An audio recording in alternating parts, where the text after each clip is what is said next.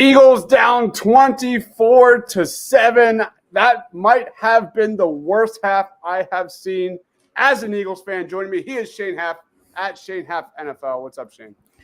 What's up, Deibs? I would love to just be a fly on the wall in meeting rooms during the week because, it's almost like the Eagles should have come into a game where they were missing their top two wide receivers and their right tackle with a plan to hand the ball off to the NFL's leading rusher. But apparently that would be a stupid decision.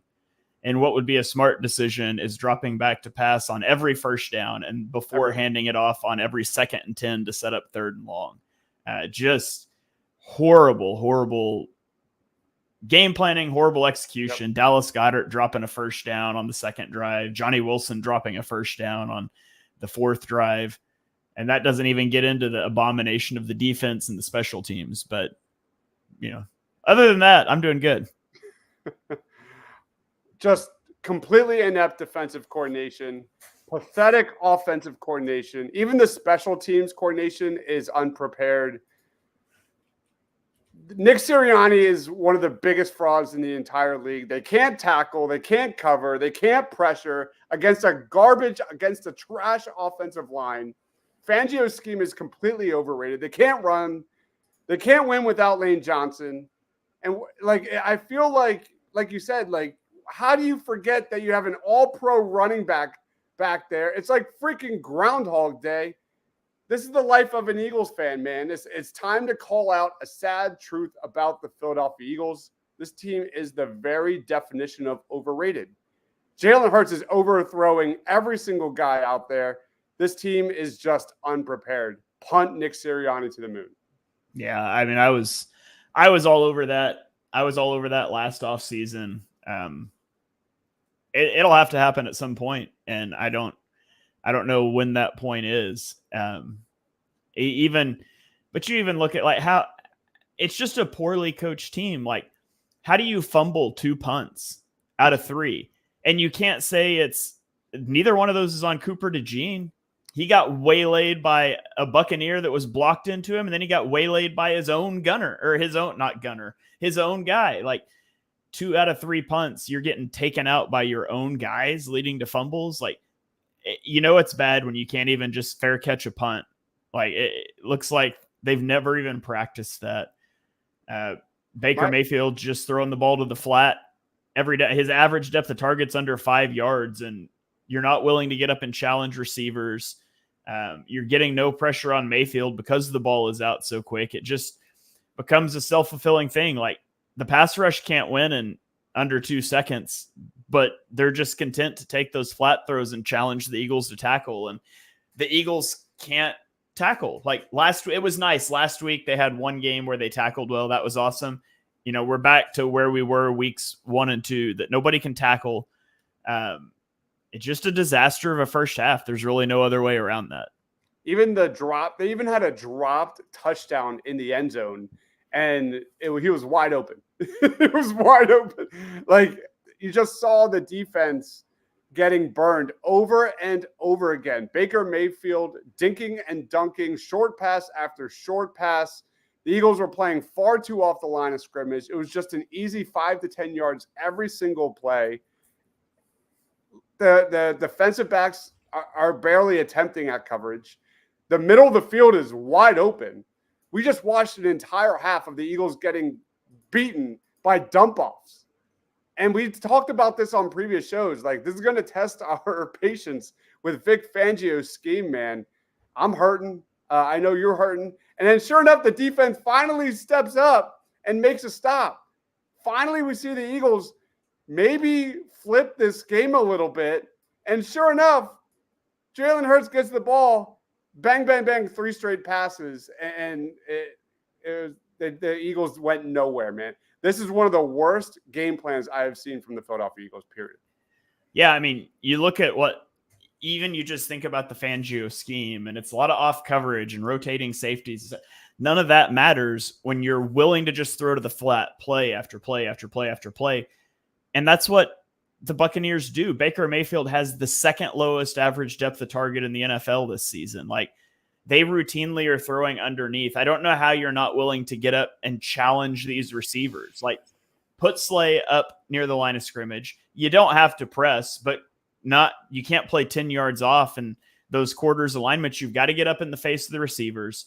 And the Eagles just haven't done that at all. And so Baker just keeps taking these wide open guys underneath. I mean, you just compare, and I know the Eagles are missing A.J. Brown, Devontae Smith, but just compare the ease of the throws that Baker Mayfield has, where guys are open everywhere, to what happens when the Eagles offense is on the field. And even that last drive, like, I just don't understand. There's a minute left and they've got to go 50 yards to get in field goal range with one timeout. They're not running the football. And 2 of your 4 defensive linemen on the field are Jordan Davis and Moro Ojimo. Like, what are we doing? That personnel usage makes no sense. When the Eagles got the ball in the exact same situation, the Bucs are crowding everybody on the line, and you got to figure out who's coming on these blitzes, and they're getting creative, and the Eagles just statically line up 4, 2 of whom are run-stuffing defensive tackles, half-heartedly rush the passer, and give up wide-open throws. And, I mean, fortunately, Baker missed one, and there was a couple of drops on that last drive because the Buccaneers very well could have put up more points. Let's get into Jalen Hurts, 7 of 15 for 49 yards and that touchdown. I mean, he looks sluggish out there. I know it's hot, but dude looks 80 years old running out of that pocket. So many overthrows. I know they're missing their top 2 guys, but 0 excuses. Hurts looks really bad. I know Dallas Goedert had that one drop, but he also missed Saquon down the sideline. This is arguably the worst Jalen Hurts game I've seen this year. Yeah, it's been bad. That Saquon throw, he's behind the whole defense. If you just put the ball in bounds, it's probably a touchdown, and he throws it out of bounds. He was out of bounds on a couple other deep balls down the side, or not even deep balls, just balls near the sideline that he threw out of bounds. He was really bad in the first half, and you know, the touchdown on the 4th down, that was a good play by Hurts. It was a good play necessitated by some terrible play calling, like 2nd and goal at the 1, shotgun run, 3rd and goal at the 1, shotgun run, 4th and goal at the 1. We run the play. We run every time we're going to do this on short yardage. We do the little play action, try to get it to Goddard in the flat, and it's not there. And, you know, thankfully he's able to improvise and find Paris Campbell on that one. And so that one's nice, but you know, yeah, by and large, the offense has just been total garbage in the first half. I think Saquon had 2 carries heavily into the second quarter in a game where, like, you just need to establish the run game and let that set everything up. I'm just truly at a loss for words for everything we have seen.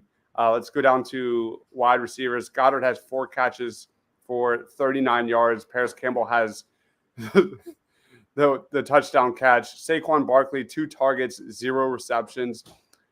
This is what's so mind-numbing about being an Eagles fan, when you know you just need to feed Dallas Goedert and Saquon Barkley all game long. And you saw what works last week, and you completely go away from it for an entire quarter. This is what the Eagles do. Is that Kellen Moore or is that Nick Sirianni? I don't know. At a certain point, the Eagles haven't been a good first half team, and the entirety of last year, they haven't been this year. At a certain point, I think that gets pinned on coaching, and there's only one consistency in the coaching from last year to this year in terms of scripted plays and the way that you're bringing a game plan into the game. And so, I mean, I feel like every week we're down 10-0 in the second quarter, and I'm like, here we go again. And then maybe the offense wakes up, or, you know, maybe you're in a game like this week where it's just too late. And the slow starts are just infuriating.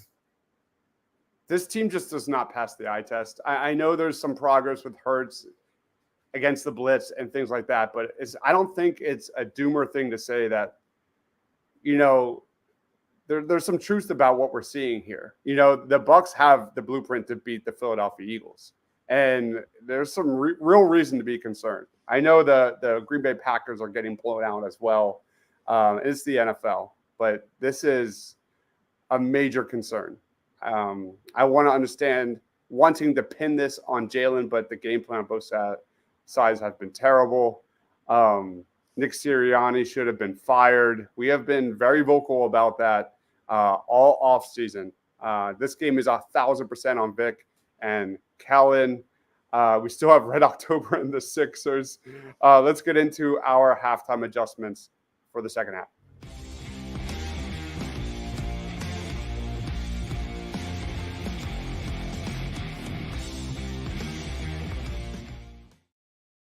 It feels like we say the same thing every single week. Shane, what's the adjustment for the second half?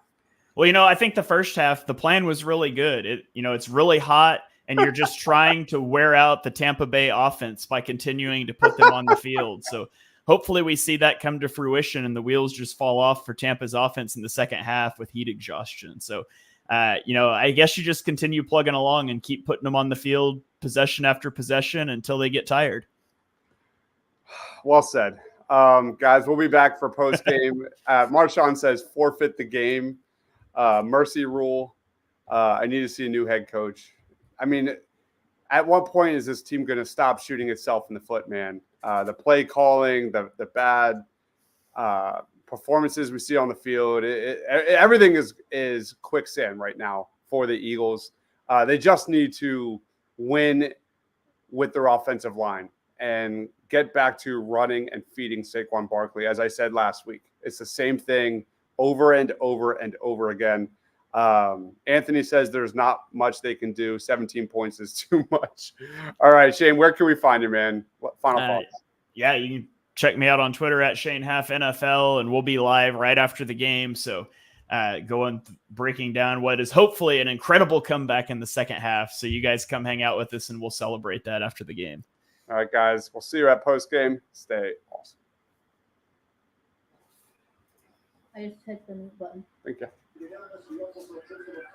Oh, man, that sucked. All right, let's go watch this comeback. All right. It might be just you and Johnny for post-game. We'll see. No.